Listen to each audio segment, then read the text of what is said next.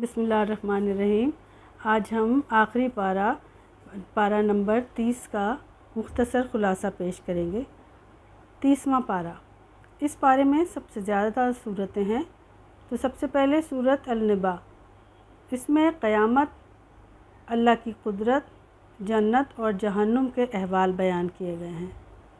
پھر اس کے بعد آتی ہے سورہ النازعات، قیامت کا احوال کہ پہلے سور کے نتیجے میں سب مر جائیں گے، پھر جب دوسرا سور پھونکا جائے گا تو سب زندہ ہو کر میدان حشر میں جمع ہو جائیں گے۔ نیز حضرت موسیٰ علیہ السلام کو نبوت ملنے اور فرعون کی سرکشی اور ہلاکت کا واقعہ ہے۔ اس کے بعد سورہ عبس، اس صورت میں بے طلبوں پر طالب اصلاح کو ترجیح دینے کا سبق دیا گیا ہے۔ علاوہ ازیں قرآن کی عظمت، انسان کے ناشکرے پن اور قیامت کا منظر بیان کیا گیا ہے۔ سورہ التکویر، قیامت بالخصوص زندہ درگور کی جانے والی بچیوں کا ذکر، قرآن کی حقانیت اور نبی کی صداقت کے بارے میں بیان ہے۔ سورہ انفطار، قیامت، انسان سے شکوہ اور اس کی تخلیق کا ذکر۔ سورہ مطففین، ناپ تول میں کمی کرنے والوں کی مذمت، قیامت کا تذکرہ، جنت کی نعمتوں کا بیان۔ پھر اس کے بعد سورہ انشقاق، اس میں قیامت، نامہ اعمال کے دائیں یا بائیں ہاتھ میں ملنے کا احوال بیان کیا گیا ہے۔ سورہ بروج، اصحاب الاخدود کا قصہ، اللہ تعالیٰ کی پکڑ سخت ہے۔ سورہ طارق، اس میں بیان کیا گیا ہے کہ ہر انسان کے قول و فعل کی نگرانی کی جا رہی ہے اور تخلیق انسان کے بارے میں بیانات اللہ تعالیٰ کے موجود ہیں۔ سورہ اعلیٰ، اللہ تعالیٰ کی صفات، کامیاب اور ناکام ہونے والوں کے بارے میں بیان شامل ہے۔ اس کے بعد آتی ہے سورہ غاشیہ، سورہ غاشیہ میں قیامت، جنتیوں اور جہنمیوں کا احوال، اللہ تعالیٰ کی قدرت کے مظاہر یعنی اونٹ، آسمان، پہاڑ اور زمین پر غور و فکر اور تدبر کرنے کی دعوت دی۔ سورہ فجر، پچھلی قوموں کے قصے ہیں اس میں اور صبر و شکر کی ترغیب، اس کے علاوہ قیامت کا ذکر۔ اس کے علاوہ سورۃ الفجر میں ذو الحج کی پہلی 10 راتوں کی قسم کھائی گئی۔ یہ ایام حج ہیں اور سال کے افضل ترین دن ہیں۔ انسان کی فطرت بتائی گئی۔ اس کے علاوہ خوش نصیب لوگوں کو موت کے وقت کہا جائے گا کہ اطمینان والی روح اپنے رب کی طرف لوٹ جاؤ، تم اس سے راضی ہو اور وہ تم سے راضی ہے۔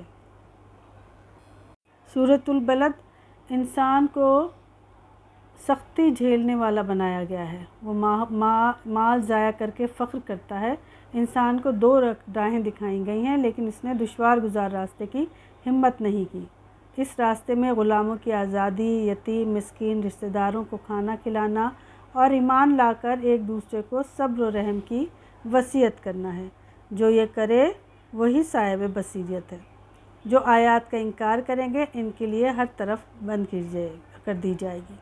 اس کے بعد سورہ شمس ہے، اس میں کائنات کی مختلف نشانیوں اور ان کے خالق کی قسم کھا کر فرمایا کہ کامیاب وہ ہے جس نے اپنا نفس پاک رکھا اور ناکام وہ ہے جس نے اس کو خاک آلودہ کر لیا۔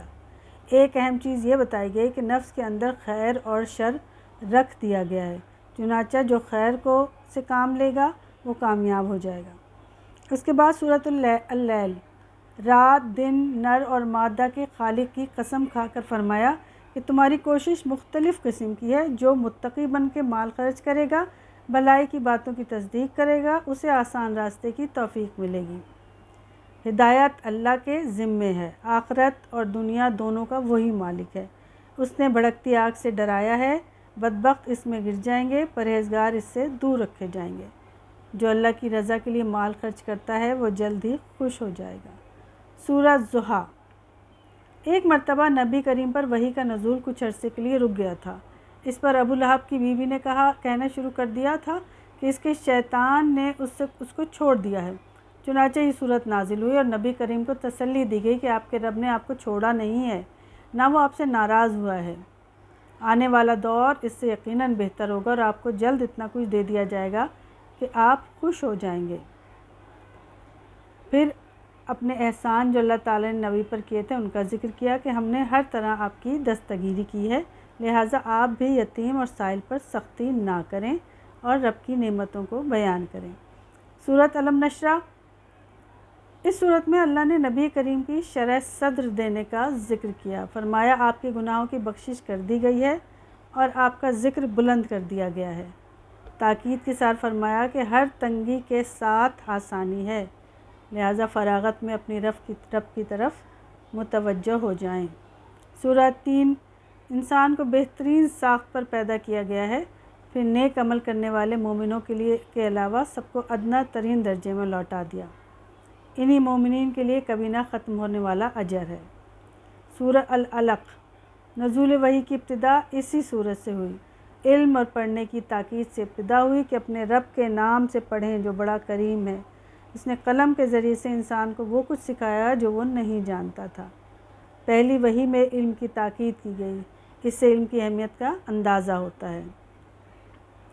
سورہ القدر، یہ قرآن شب قدر میں نازل کیا گیا، پھر اس رات کا تعارف کرایا گیا کہ یہ 1000 مہینوں سے بہتر ہے۔ اس رات الروح الامین اور فرشتے نازل ہوتے ہیں، یہ سلامتی والی رات ہے۔ یہ رمضان کے آخری عشرے کی طاق راتوں میں سے ایک رات ہے جس کو ڈھونڈنے کا مسلمانوں کو حکم دیا گیا ہے۔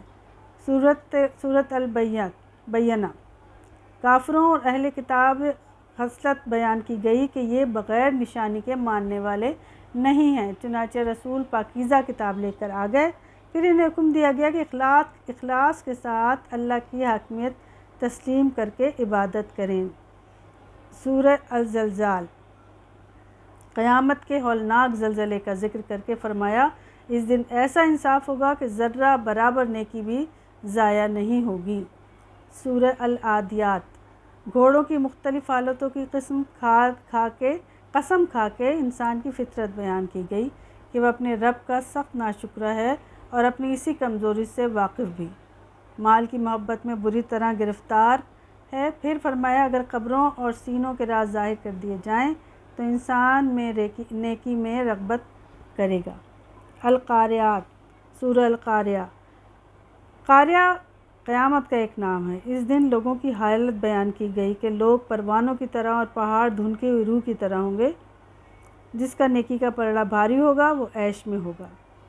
سورہ التکاثر، انسان کی حوث کا ذکر کیا گیا کہ دولت اور کثرت کی حوث نے انسان کو غافل کر رکھا ہے حتیٰ کہ موت آ جاتی ہے۔ واضح کیا گیا کہ قیامت کے دن ضرور اس کی باز پرس ہوگی اور تم ضرور دوزخ کو دیکھو گے۔ سورہ العصر، صحابہ ایک دوسرے سے جدا ہوتے وقت یہ سورت پڑھا کرتے تھے، فرمایا نیک لوگوں کے علاوہ انسان عام طور پر خسارے میں ہے، لیکن جو لوگ ایک دوسرے کو حق کی تلقین اور صبر کی ترغیب دیتے ہیں، ایمان اور عمل صالح پر قائم رہتے ہیں، وہی خسارے سے بچیں گے۔ سورہ الحمزہ، اس صورت میں اللہ تعالیٰ نے پیٹھ پیچھے غیبت اور سامنے طعنہ زنی کی مذمت کی ہے اور اس کے برے اعمال کی مذمت کی ہے۔ سورہ فیل، اصحاب الفیل کے واقعے کی طرف اشارہ ہے جس میں کعبے پر چڑھائی کرنے والے ہاتھیوں کے لشکر پر پرندوں کے غول نے مٹی کے پتھر پھینکے جس سے اللہ نے انہیں کھائے ہوئے بھوسے کی طرح بنا دیا۔ سورہ قریش پر اللہ تعالیٰ کے 2 بڑے احسانات، آسانی سفر اور خوف سے امن۔ اس کے بعد سورہ ماعون، بخیل، کفار اور ان لوگوں کی مذمت جو نماز میں غفلت برتتے ہیں، دکھاوا کرتے ہیں اور معمولی چیزیں دینے سے بھی منع کر دیتے ہیں۔ سورہ تکاثر، انعام کوثر، نماز اور قربانی کا حکم، دشمن رسول کی ذلت اور رسوائی کا اعلان۔ سورہ کافرون، اس صورت میں مسلمانوں کو یہ تعلیم دی گئی ہے کہ غیر مسلموں سے کوئی ایسی مصالحت جائز نہیں ہے جس میں ان کے دین کے شاعر کو اختیار کرنا پڑے، البتہ اپنے دین پر قائم رہتے ہوئے امن کا معاہدہ ہو سکتا ہے۔ سورہ النصر، فتح مکہ کے بعد فروغ دین کا ذکر فرما کر نبی کریم کو حکم دیا کہ اب اپنے رب کی حمد بیان کریں اور مغفرت طلب کریں۔ سورۃ المسد، ابو لہب اور اس کی بیوی کے لیے ہلاکت اور آگ کی وعید ہے۔ یہ دونوں مل کر انتہا درجے کی مخالفت کرتے تھے، اس لیے ان پر لعنت کی گئی ہے۔ سورۃ الاخلاص، مشرکین نے ایک مرتبہ رسول اللہ صلی اللہ علیہ وسلم سے کہا کہ اپنے رب کا نصب بتائیں۔ اس پر آپ نے یہ صورت سنائی۔ یہ ایک تہائی قرآن کے برابر اور جنت کو واجب کرنے والی صورت ہے۔ ارشاد ہوتا ہے اللہ ایک ہی ہے، وہ بے نیاز ہے، نہ وہ کسی کی اولاد ہے اور نہ اس کی کوئی اولاد ہے، اس کا کوئی ہمسر و شریک نہیں۔ سورۃ الفلق، اس میں ہر چیز کے شر سے اللہ سے پناہ مانگی گئی اور آخر میں حسد کے شر سے پناہ مانگی گئی۔ جب یہ دونوں صورتیں یعنی معوذتین نازل کی ہوئیں تو نبی کریم نے فرمایا آجات ایسی آیات اتری جن کی کوئی مثال نہیں۔ سورۃ الناس، اس صورت میں دلوں کے وسوسوں اور شیطان کے پھسلانے سے اللہ جو مالک اور معبود ہے اس کی پناہ مانگی گئی۔ یہ شیطان جن اور انسان دونوں میں ہوتے ہیں۔ قرآن کا اختتام شیطان کے وسوسوں سے پناہ مانگنے کی دعا سے ہوا۔ اللہ کی حمد سے قرآن کا آغاز ہوا اور ہر مفسد چیز سے اس کی پناہ طلب کرنے سے قرآن کا اختتام ہوتا ہے۔ الحمدللہ آج ہمارا قرآن پاک کمپلیٹ ہوتا ہے۔ اس دوران جو مجھ سے غلطی یا بھول چوک ہوئی ہو اس کے لیے میں اللہ پاک سے بھی معافی طلب کرتی ہوں اور آپ سب سے بھی معذرت چاہوں گی۔ آخر میں ہم اللہ تعالیٰ سے گڑ گڑا کر دعا مانگتے ہیں، مالک کائنات ہماری ساری مشکلات دور کرے، رب ذوالجلال ہم سب کو صحت اور تندرستی عطا فرمائے، خالق کائنات دنیا اور آخرت میں ہم میں کسی کو بھی کسی دوسرے کا محتاج نہ کرے، آمین ثم آمین۔ صدق اللہ العلی العظیم۔